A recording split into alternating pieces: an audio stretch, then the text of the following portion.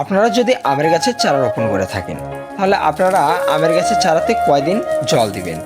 সাধারণত গাছ রোপণের 2 থেকে 3 দিন পর্যন্ত আপনারা গাছে জল দিতে পারবেন। এবং যদি আপনাদের ওখানে যদি বৃষ্টি হয় কিংবা নিচের মাটিটি যদি খুব বেশি ভিজা থাকে, তাহলে জল দেওয়ার দরকার নেই। এক্ষেত্রে আপনারা শুধুমাত্র পাতাটি ভিজিয়ে দিবেন। এরকম করে আপনারা শুধুমাত্র পাতাতেই দিতে পারেন। আর গোড়ায় যদি অতিরিক্ত ভিজা থাকে কিংবা জলের পরিমাণ যদি রসের পরিমাণটি সঠিক বলে মনে হয়, তাহলে আপনাদের আর জল দেওয়ার প্রয়োজন নেই। আর যদি রোদের দিন হয় বা রোদ বেশি থাকে, তাহলে অবশ্যই আপনারা জলটি দিবেন। এবং জল অবশ্যই আপনারা সকালেও দিবেন। সকালে যে জলটি দিবেন এটি সারাদিনে রোদে শুষে নেয় এবং গাছটি ভালোভাবে সঠিকভাবে টিকে থাকতে পারে।